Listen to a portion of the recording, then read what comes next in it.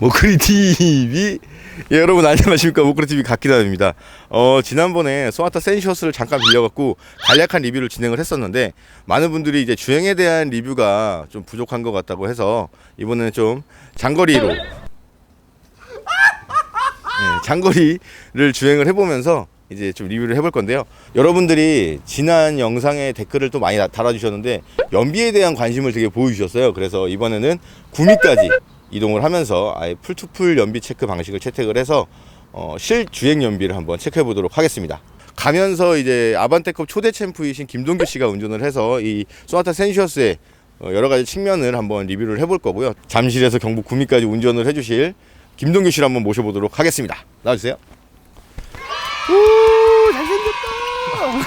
잠시 소개 좀 해주세요. 네, 안녕하십니까. 모크리 TV 시청자 여러분들, 저는 현대 아반떼컵을 출전했던 김동규라고 합니다. 아, 성적도 엄청났어요. 아, 감사합니다. 근데 뭐 전문 리뷰는 아니지만 이번에 그 리뷰에 참여하시는 뭐 그런 잠깐의 각오 뭐 이런 거. 말씀드렸다시피 저는 이제 전문 리뷰어까지는 아니지만 그동안 이제 차량 테스트 관련이나 아니면 자동차 행사들을 참여하면서 했던 경험들로 이제 이번에 소나타 센슈어스 같은 경우에는 좀 되게 궁금했던 차였어요.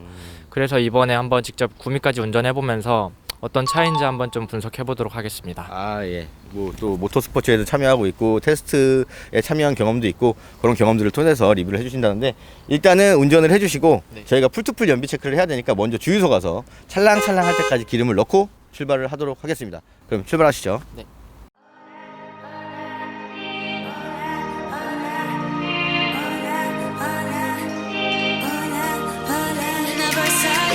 그럼 출발! 가고싱! 제가 오늘은 최대한 박수 안 칠게요. 제가 맨날 계속 이러고 있더라고요. 저도 몰랐어요. 말할 때 자꾸 이렇게 박수 치고 막 이렇게 하더라고요. 흥이 넘치시는군요. 그러니까 이거 나도 몰랐어. 근데 이번에 댓글에 박수 좀 그만 치라고 막 계속 사람들이.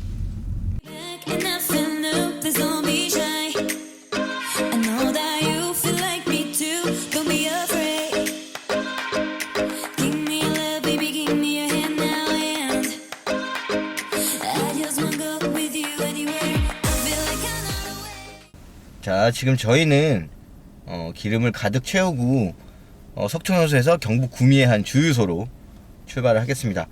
지금까지의 주행 거리는 260km를 탄 차인데요. 거기까지는 231km 정도가 나온다고 하거든요. 근데 이 거리는 바뀔 수가 있으니까 지금 현재 260km를 가리키고 있는 이 총 주행 거리를 기준으로 한번 파악을 해보도록 하겠습니다. 그 와중에 김동규 선수는 잘생겼네요.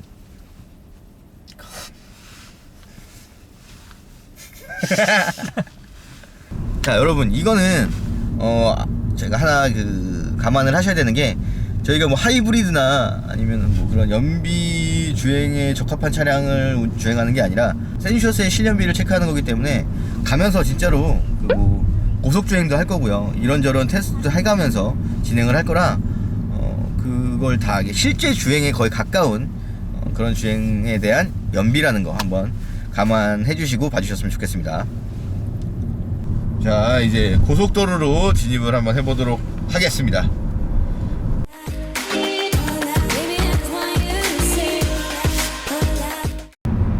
근데 이게 확실히 앞열이랑 뒷열이랑의 소리가 들어오는 게 다른 게 느껴지는 것 같아요. 아, 그래? 이게 앞에서는 소리가 안 들어오는데 여기서 달리면 뒤에서 자꾸 이 노면 소음이 조금 올라오기는 해요. 뒷열이 아무래도 그게 적용이 안 돼 있어서인지 앞에서만 느끼기엔 되게 조용한데 어쩔 수 없이 뒤에서 조금 소음이 들어오긴 하는 것 같아요. 네. 근데 그래도 어차피 소리라는 게 앞에서 뒤로 보통은 이동을 하다 보니까 뒤에서 넘어오는 게 엄청 많진 않은 것 같고요. 일단 앞에서 이거를 막아준다는 것만으로도 되게 좋은 좀 기능이지 않나. 제가 막기라 이런 걸 잘 모르는데 역시 김동규 씨가 또 이게 한번 또 평가를 해주니까 되게 신뢰도가 확 올라가지 않아요? 제가 이렇게 얘기해봤자 안 믿을 거란 말이야. 자, 지금 한 100km 정도로 달리고 있는데 104km. 그런데 지금 소음은 어때요? 지금 소음도 아까 말씀드렸다시피 그냥 앞에서 들어오는 건 생각보다 노면 소음이 많지가 않아요. 근데 이제 뒤에서 올라오는 소음은 조금 있다 보니까 좀 들어오긴 하는데 그래도 동급의 대부분의 차량들에 비하면은 되게 적게 들리는 것 같아요. 원래 보통은 100km 정도만 돼도 옆에 사람이랑 대화하기가 솔직히 조금 불편한 느낌이 있거든요. 아, 그렇죠. 네. 저희가 네. 뭐 아까보다 목소리 톤을 높였다고는 하진 않았으니까. 그쵸. 아까랑 거의 비슷하게 대화를 하고 있음에도 불구하고 대화가 잘 들리는 거 보면은 노면 소음이 그렇게 많이 올라온다고 하진 않는 것 같아요. 그리고 이거는 원래 DM8도 이렇겠지만 이게 디지털 클러스터가 되게 밝기 변화가 되게 부드럽네요. 아, 그래요? 네. 원래 보통 옛날에 이제 터널에 들어갔다가 나오면은 한참 뒤에 이게 어두워져 있다가 다시 밝아지잖아요. 바깥의 상황에 따라서. 얘는 되게 천천히 이렇게 점점 밝아지는 그런 느낌. 아, 좀 자연스럽게 변하는. 네. 그러니까 원래는 이거를 운전자가 딱 얘를 보다가 어두워졌다가 확 밝아지면 그것도 약간은 신경이 쓰이는데 얘는 점점 밝아지니까 그런 이질감도 좀 줄어드는 것 같아요. 이 차량에는 뭐 주행 보조 기능이라든가 아니면 안전 편의 사항들이 여러 가지가 많이 들어가 있어요. 네네. 그 중에서 지금 느낄 때 어떤 게 가장 좀 인상적으로 다가오고 좀 이건 좀 괜찮은 기능인 것 같다, 많은 도움이 된다, 뭐 이런 거 있어요? 지금 레인키핑 어시스트를 켜고 달리고 있는데 이제 고속 주행을 하고 있을 때는 보통 조금만 이게 핸들이 움직여도 차가 되게 많이 움직이잖아요. 그렇죠. 근데 이제 이 어시스트가 차선을 계속 보조를 해주다 보니까 그냥 어찌 보면 약간 멍 때리고 달려도 차가 잘 따라가지고 있어가지고 되게 편한 것 같아요. 장거리 운전을 함에도 불구하고. 어댑티브 크루즈 같은 경우에도 예전 같은 경우에는 되게 뭐라 그래야 될까, 이 거리를 맞추려고 차가 되게 막 많이 움직였었어요. 막 브레이크도 강하게 밟고 엑셀도 막 확 밟았다가 떼고 막 이랬는데 맞아. 요즘 같은 기술은. 경우에는 이제 되게 사람이 발로 조작하는 건지 얘가 컴퓨터가 조작하는 건지 모를 정도로 되게 부드럽게, 뭐 지금 앞에 브레이크가 들어와도 이 차도 되게 부드럽게 브레이크를 밟고 앞차가 출발을 하면은 그에 맞춰서 적당히 가속을 해줘서 간격을 맞춰주고, 지금 같은 경우에도 앞에 차가 비니까 속도가 올라가고 있거든요. 근데 네, 되게 스무스하게. 예전 같으면 되게 확 치고 나가야 되는데 지금은 되게 점점 올리듯이 사람이 느끼는 그 체감 자체를 좀 안 느껴지게끔 부드럽게 해주는 것 같아요. 지금 시속 10km, 9km 네. 정도인데 이제 계속 유지가 되고 있고. 그리고 이거를 키면서 좀 아까 새로 알았던 거는 응. 원래 제가 알기로는 몇 킬로 이하의 저속에서는 이 크루즈 컨트롤을 못 켰었거든요. 그래서 뭐 킬 수 있는 그 환경이 아닙니다라는 알림이 뜨면서 안 켜졌었는데, 그치, 30km였을 걸 아마 그게. 얘는 지금 여기서 이거를 취소를 하고 지금 취소가 되었는데 네. 여기서 다시 세팅을 해도 그냥 알아서 돼요. 최저 속도는 물론 30으로 설정은 되는데 그치. 지금 30km 왼쪽 안 됨에도 불구하고 왼쪽 구급차. 그렇지, 다 비켜주네. 오, 그럼 큰 박수를 오. 쳐줘야 된다고. 방금 전에 그리고 여기를 확 꺾었을 때 응. 전방 상황에 주의하라는 뭔가 알림이 떴었거든요. 아, 이게 센서가 있으니까 저쪽 가드레일 쪽으로 확 그런가 차가 봐요. 트니까 정면에 뭐가 있으니까. 이게 그러면서 딱 이 크루즈 컨트롤이랑 이런 게 확 풀리면서 그런 알림이 떴었던 것 같아요. 그럼 이제 멈출 것 같아요. 그리고 탁 생각보다 멈췄고요. 가까이서 멈추긴 하는데 네. 병인데 이제 저 차가 출발했을 때 얘가 가냐 이거지. 그렇죠. 저는 일단 발을 이렇게 아예 떼고 있는데 한번. 간다. 오. 앞차가 가니까 가고 다시 앞차 멈춰. 쓰면은 다시 쓰고. 1km, 2km, 3km. 그리고 이게 되게 부드럽게 출발하는 것 같아요. 그치. 네. 앞차가 이렇게 출발한다고 화둥지둥 막 따라가는 느낌이 아니라 지금 나도 느꼈어. 되게 간격이 점점점 멀어지면서도 이게 되게 부드러우니까 좀 놀랄 일은 별로 없는 것 같아요. 오히려 예전 같으면 확 튀어나가니까 오히려 약간 이런 느낌인데, 확이라고 느낄 수도 있지만 이게 살짝 튕겨져 나가는 느낌이 좀 있는데 빠르진 않으니까 이렇게 막 그쵸. 무섭진 않은데 근데 예전에 그냥 튕긴다는 느낌이 브레이크를 없어. 놓고 있다가 확 떼는 느낌이었다면 지금은 브레이크를 약간 서서히 놔주는 느낌? 이게 사실 운전자가 운전을 해도 이 정도로 컨트롤 그러니까 좀 초보 운전자들이 이 정도 컨트롤이 안 되거든. 그렇죠. 쉽지 않죠. 계속 신경을 써야지만 이 정도 컨트롤이 되니까 좀 필요하죠. 사람이 계속 한다면. 근데 이 0km에서 다시 출발하는 것까지 되니까 이거는 좀 그러니까요. 괜찮네. 진짜 고속도로 필수템인 것 같아요. 러시아워. 진짜 차 막힐 때 출퇴근길. 그러니까요. 근데 이거는 너무 편하네요. 여러분 그렇다 너무 편하다고 졸면 안 돼요. 자 이제 잠깐 휴게소 들어가서 쉬었다 가겠습니다. 앞에 되게 큰 방지턱이 있는데요. 어 오, 넘어오는 느낌이 되게 스무세. 네 부드러워요. 이런 조향감이나 이런 걸 느껴봤을 때는 되게 차가 약간 단단할 것 같았는데 처음 이걸 넘는 과정에서 쇼기 딱 눌려주는 느낌이 되게 부드러워요. 이게 G70 때부터 네. 좀 현대만의 세팅을 만들어냈다라고 하거든. 네. 좀 굉장히 단단하게 느껴지기지만 또 방지턱이나 이런 요철들을 넘을 때는 또 되게 부드럽게 넘어주는 그런 감이 있어. 이것도 좀 그런 느낌이라는 거지. 그렇죠. 제가 G70을 타봤을 때보다 오히려 G70 때는 좀 더 하드하다는 느낌이 좀 강했었어요.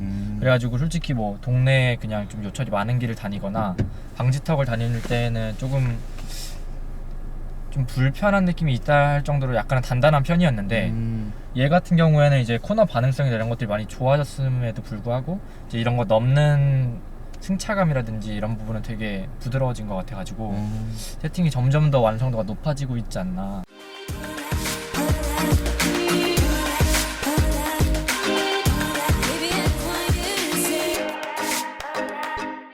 자 그러면 이제 그 드라이브 모드별로 네. 어떤 차이가 있는지 좀 체감적으로 체감할 수 있는 게 있는지 좀 한번 체크해 볼까요?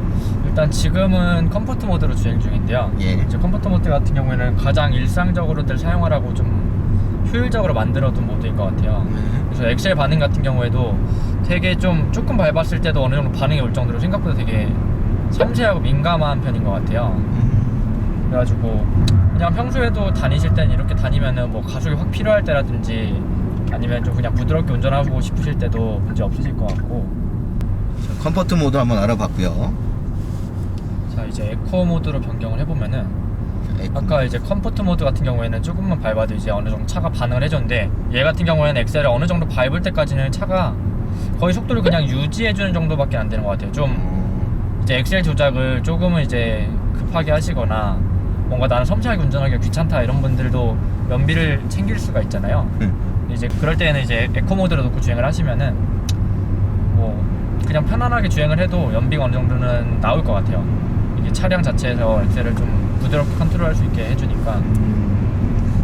근데 또 그렇다고 해서 에코 모드일 때 가속을 강하게 했을 때 가속이 또 안 되는 건 아닌 것 같아요. 또 막상 이렇게 가다가도 엑셀을 조금만 더 많이 주게 되면 바로 이제 좀 이렇게 튀어나갈 수 있게끔 바로 도와주는 것 같아서 예전 같으면 에코 모드는 그냥 무조건 답답한 모드 약간 이런 거였거든요. 그렇죠. 근데 지금은 이제 딱 목적에 맞게끔 연비를 챙길 수 있게끔 초반에는 좀 둔하게 해주다가 어느 정도 일정량 이상을 사용자가 밟았을 경우에는 이 사람이 이제 가속을 원하는구나 라고 판단을 하고 그에 맞춰서 차량이 반응을 해주는 것 같아요. 자, 그럼 다음 모드는 뭘로 알아볼까요? 다음 모드는 이제 아무래도 소나타 터보 모델이다 보니까 스포츠 모드가 가장 중요하지 않을까. 스포츠 모드. 네.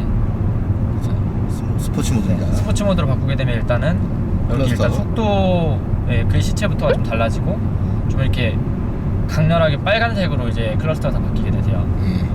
그래가지고 이제 스포츠 모드 같은 경우에는 엑셀을 조금만 밟아도 되게 차가 빨리빨리 반응해주는 느낌이 들거든요.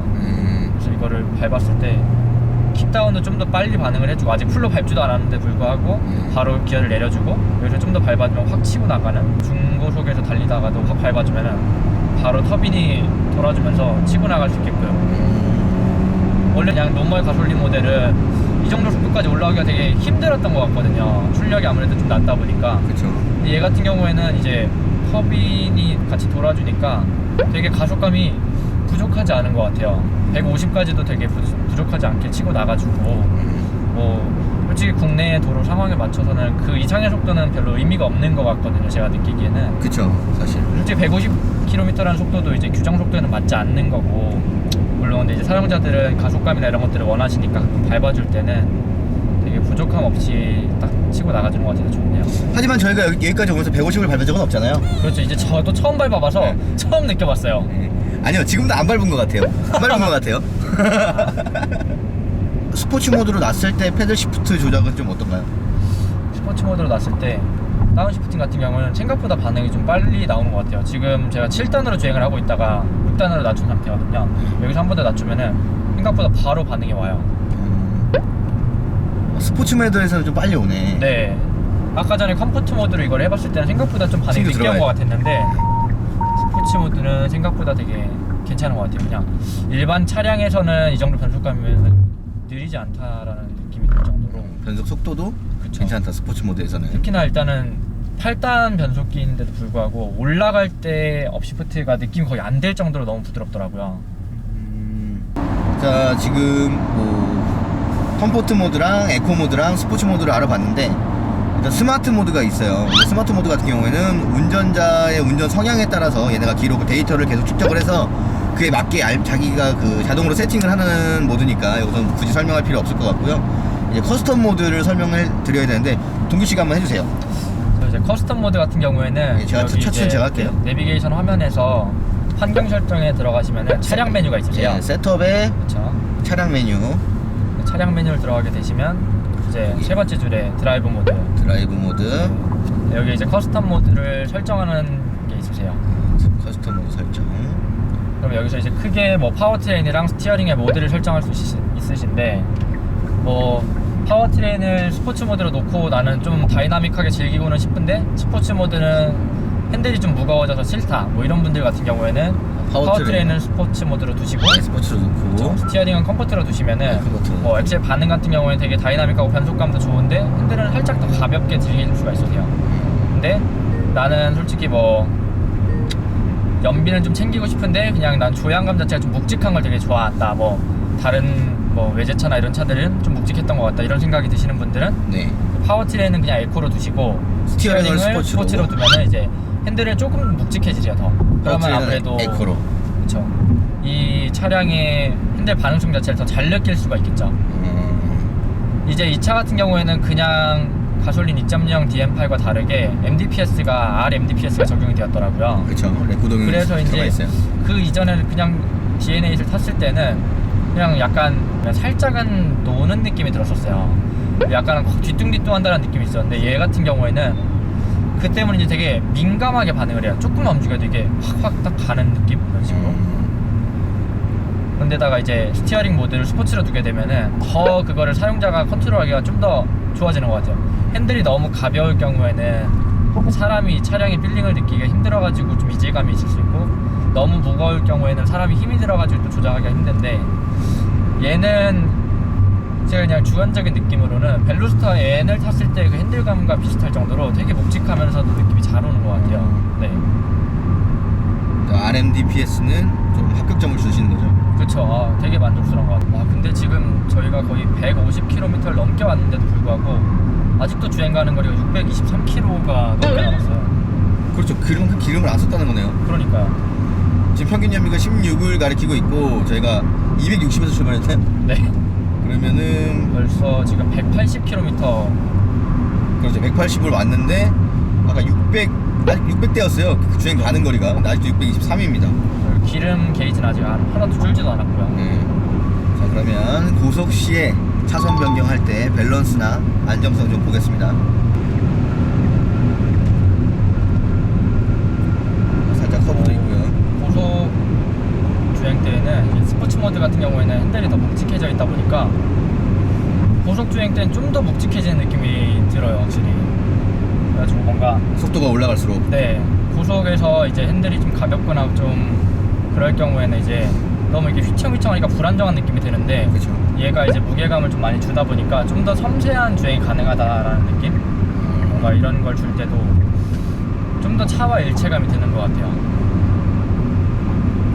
그리고 뭔가 차선 변경을 이렇게 한다고 해서 뭔가 되게 불안정하다거나 그런 느낌도 없고 되게 괜찮은 것 같아요.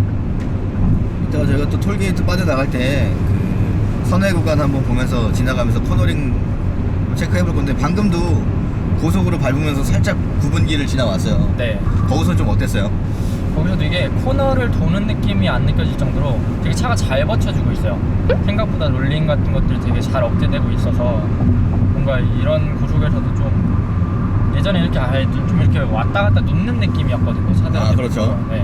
근데 얘는 이렇게 몇 번 해도 좀 이렇게 차가 수평적으로 움직여주는 느낌? 이렇게 좀 기울어졌다 오는 느낌보다는 조금 더 단단하게 차를 잘 잡아주는 것 같아요. 네. 오히려 아반떼 스포츠 같은 경우에는 이제 QX 쇼바가 적용이 되어 있다 보니까 되게 딱딱한 느낌은 들어요. 그런데 이제 저런 데서 오히려 코너링을 하게 되면은 좀 오히려 리어가 좀 불안한 느낌이 드는데 얘 같은 경우에는 좀 더 묵직하게 이걸 롤링을 잘 잡아주면서도 되게 불안정함이 좀 많이 줄어드는 것 같아요. 그리고 뭔가 이런 데를 넘어 다닐 때도 되게 스무스한 느낌? 원래 막 좀 약간 점프하는 느낌이 드는데 얘 같은 경우는 되게 처음에 받아준 충격 자체도 좀 적은 것 같고 좀 싹 안정적으로 해서 살짝 깔려있는 느낌. 네. 자, 이제 경북 구미 4km 저희가 목적지로 찍은 구미 중앙로의 한 주유소는 대략 4km 정도가 남아 있습니다. 아, 이제 드디어 도착했네요. 그렇죠. 아, 고생하셨어요. 아주 긴 거리인데 잠깐만 260에서 230 거의 한 235km 정도를 탄 거예요. 도착하면 나오겠지만 근데 생각보다 230km를 온 거 치고는 별로 피곤하지가 않은 것 같아요. 되게 편하게 온 것 같아요. 그쵸, 중간에 코너링에서도 계속 차가 도와주고 있고. 네, HDA가 좀 편리하게 그쵸. 작용을 해줘서 아까 정체 구간에서 좀 쉬었죠. 아, 그쵸. 이제 톨게이트를 나가 보면서 저희가 이 차량은 저런 급코너에서는 어떤 느낌을 좀 보여주는지 그것도 한번 느껴보도록 할게요. 약 1km 구미 톨게이트 이어서 오른쪽 방향 코너에서 이거를 확 꺾었을 때도 차가 이렇게 막 한 박자 늦는 반응보다 되게 반응이 빨라요. 방금 전에 꽤 여기가 이제 타이트한 진입으로 시작되는 코너였는데도 불구하고 되게 하나도 불안정하거나 좀 이렇게 언더스티어나 이런 게 느껴지지 않을 정도로 되게 반응을 잘해줘서 역시 RMD PS도 좋고 이번에 차량 서스펜션 셋업도 너무 잘 됐구나. 그렇게 느끼신다는 거죠? 네, 저는 되게 괜찮은 것 같아요. 여기가 도착지인가요? 그런 듯합니다. 앞쪽에 뭐 주유소가 있지 않을까요? 오른쪽에 있습니다. 오른쪽에 저기가 현대자동차고 여기 있네요. 자, 260km 총 주행 거리에서 495를 기록했고 235km를 왔습니다. 현재 트리 컴퓨터 평균 연비는 16.1로 그 평균 복합 연비 13.7에서 더 높은 연비를 보여줬고요. 실제로 기름이 얼마나 들어가는지를 파악해서 실연비 확인해 보도록 하겠습니다.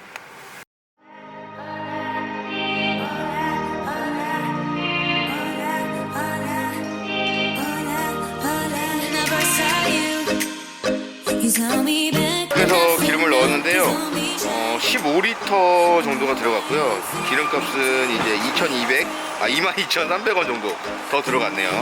이제 15리터면 이제 여기가 너무 복잡해서 일단 나가서 한번 계산을 또 해보았고 마무리하도록 하겠습니다. 자, 그럼 이동하시죠. 예, 지금 저희가 경북 구미에 도착해서 이제 기름을 넣었죠. 네. 그 연비를 체크해 보도록 하겠습니다. 15.019리터가 들어가 있습니다. 15.019리터가 들어갔고 지금 저희가 온 거리는 총 주행 거리가 235km를 왔어요. 그러니까 235km를 15.019로 나눠서 리터당 몇 킬로를 가는지 한번 확인해 보도록 하겠습니다. 자, 그러면 나누신 건가요? 네. 밑에가 15.64684732267 이 정도 나오는데 잘 나와요? 네. 지금 평균 연비보다는 그 높은 연비를 보여주고 있어요. 복합 연비가 13.7이거든요. 근데 그거보다 실연비 체크했을 때 15.6 정도가 나오고 있습니다. 트리 컴퓨터 연비가 16. 마지막에 16.1 정도 됐는데 그렇게 큰 차이는 없어요. 트리 그쵸. 컴퓨터 연비도. 얼마 없는 편이죠. 예, 아무래도 이 실연비를 재는 게 훨씬 정확하니까 아무래도 조금의 오차는 있다고 봐야겠죠. 그렇죠. 예, 그리고 여기까지 오시느라고 고생 많으셨고요. 네. 올라갈 때는 운전 안 하게 해드릴게요. 아, 감사합니다. 네, 그리고 리뷰 함께 해주신 그 김동규 씨에도 다 감사드리면서 혹시 다른 영상에도 한번 나와주실 용의가 있으세요? 아, 네, 언제든지 불러만 주신다면 네, 다시 나오고 싶습니다. 그러면 아까 춤은 안 췄지만 목소리 TV 한 번만 같이 하시죠. 롤 하고 있으니까 원테이크로 가야 돼요. 끊으면 안 돼요. 네. 자, 하나 둘 셋 하면 목소리 TV 한번 하는 거예요. 자, 딱 걸렸어. 하나 둘 셋 목소리 TV. 갈게요.